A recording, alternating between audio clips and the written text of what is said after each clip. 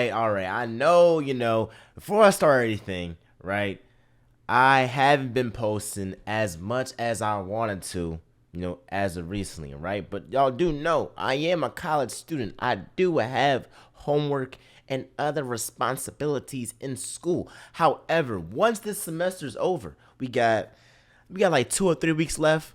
Best believe, we gonna have them daily uploads, just like we had them over winter break. We gonna have them same daily uploads, right? And I'm sick, man, because I've missed a lot of sports. I've missed, the Sixers just getting some wins. I've missed the March Madness stuff. I've missed a lot of sports news as of late, right? But I'm gonna do my hardest to give y'all weekly uploads. And once this semester's over, y'all have my word, we will have daily uploads. But y'all seen the title of this video. If you're watching this on Apple Podcasts or Spotify, you've seen the title of this episode. Joel Embiid should be the MVP. He should. It will be the biggest snub in NBA history if Joel Embiid is not the MVP.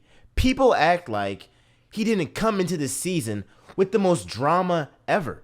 Ben Simmons literally refused to play basketball, and he still had this team, Joel Embiid, had this team in playoff contention without Ben Simmons. This is the same guy that took on the role as a leader amidst all the turmoil, amidst all the drama that was going on, and had this team in contention. James Harden wanted to be with Joel Embiid over Kevin Durant and Kyrie Irving. That should say something. That right there should be like, you know what? Joel Embiid must be doing something right if James Harden is going to leave Kevin Durant to be the best player in the world, Kyrie Irving, one of the best scorers we have ever seen, to play with Joel Embiid in Philadelphia. People have already said that Doc Rivers isn't a good coach. People have already said that Tobias Harris isn't that good, right? The only guy that people have continuously said, you know what,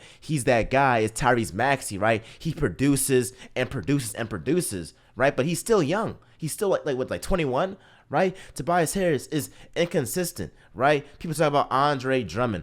Bro, nobody was talking about Andre Drummond until he got to the Nets. And now, oh my God, he's Kareem Abdul-Drummond. Like, come on, bro. Like, can we stop this, bro? At the end of the day, Joel Embiid, what he has done for this Sixers team, averaging 30, averaging around 10 rebounds a game, averaging a career high in assists. I don't see how there can be another guy that's an MVP. Also, another reason why Joel Embiid should be MVP is because last season he was robbed because of his injury. So why would we give it to Jokic this season if last season he only got it because Joel Embiid was injured? That's the only reason why Jokic got it last year, was because Joel Embiid was injured, right? Now the Sixers are the 4th seed in the East, the better conference. The West is not as good as the East, right? The Sixers, again, how many times can I say it? This is the same team that came into this season not knowing if Ben Simmons was going to be at practice, at training camp, at a game. They did not know. At least for Jokic, he knew Jamal Murray is not going to be here. At least he knew Michael Porter Jr. is not going to be here.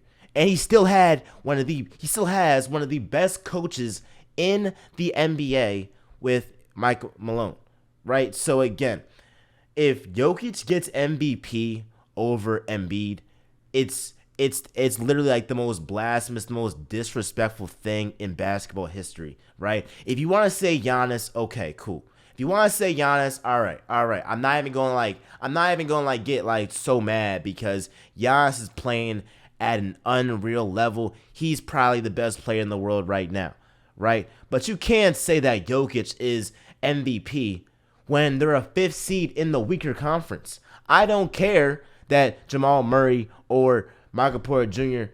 haven't been there. He's still got some talent on that squad. Now Jokic is still a top 3 candidate, but you cannot tell me that he's over Joel Embiid just because the Sixers they had a little losing streak. They lost to the Pistons. They lost to, the Bucks, right? Now, people talk about that loss to the Pistons. They talk about, well, Joel Embiid, he could have done a better job. The guy put up 37 points and 15 rebounds. It was James Harden who had a freaking terrible game, which was the reason why they ended up losing that game, right? He had like 18 points on like 4 of 15 shooting. It was terrible, bro. I'm looking it up right now. But at the end of the day, bro, at the end of the freaking day, Joel Embiid is the MVP. He is the reason why the Sixers are in the position they are in right now. If it wasn't for Joel Embiid, do you think James Harden would want to be in Philly? If it wasn't for Joel Embiid, do you think that the Sixers would be in playoff contention without Ben Simmons out for the entire freaking season? Without Joel Embiid, do you think Doc Rivers would... do you think that he would even have this team in playoff contention? Please. Do you think without Joel Embiid that Tyrese Maxey would be playing this well? I don't think so. I think another reason why Joel Embiid should be MVP is because he has shown leadership. He has shown leadership through adversity. That's something that you can't measure in the stat sheet. That's not something that you can be like, okay, so, you can tally that up with the stats and all that. No, that's intangibles. And that's what Joel Embiid has showed me. He showed me that's the past 2 years.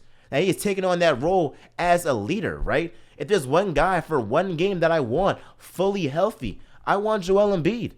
I want Joel Embiid. What can he do? He can defend. He can play offense. He can shoot threes. He can hit a mid-range. He can hit fadeaways.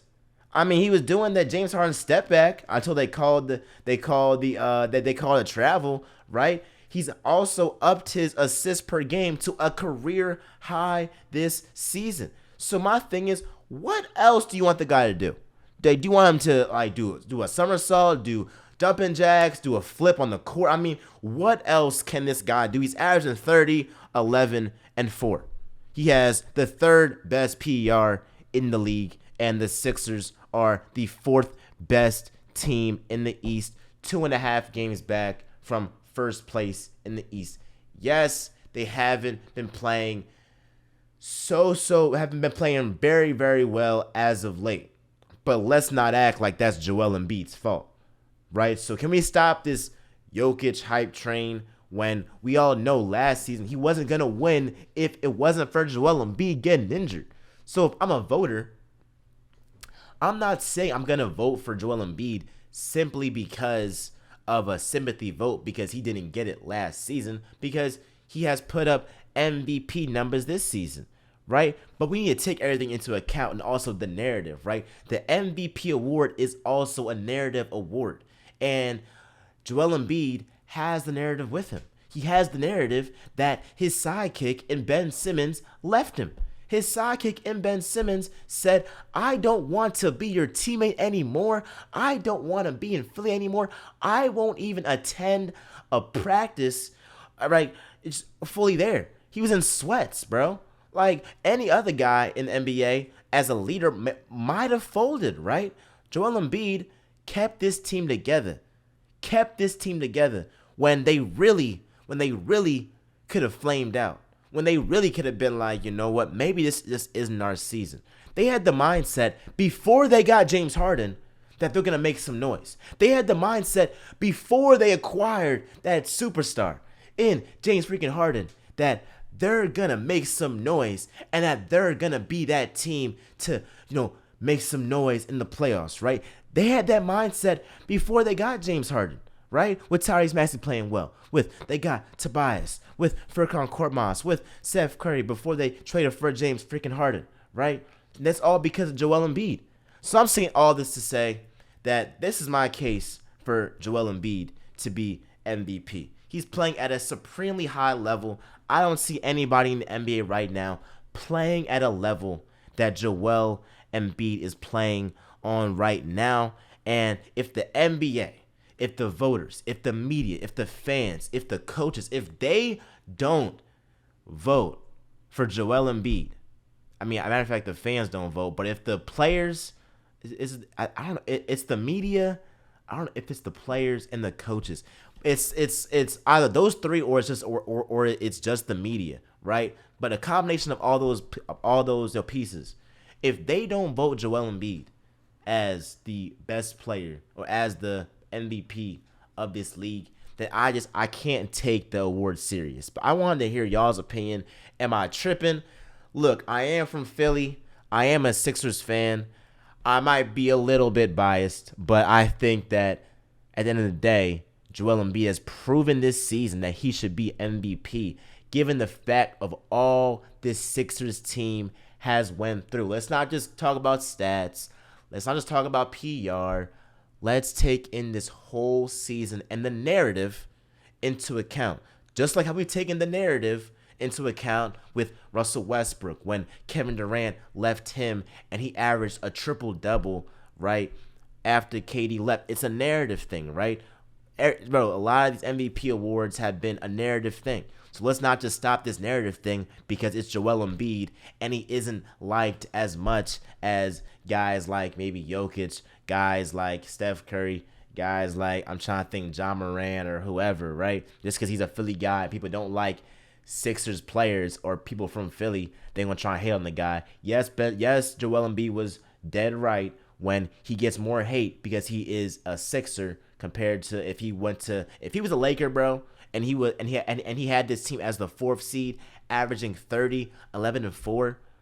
Best believe he'll be running away with the MVP right now. But he's in Philly. They hate Philly. It's Philly versus everybody. And at the end of the day, that might hold him back in this MVP race. But again, let me know what you think. Is it Jokic? Is it Embiid? Is it Giannis?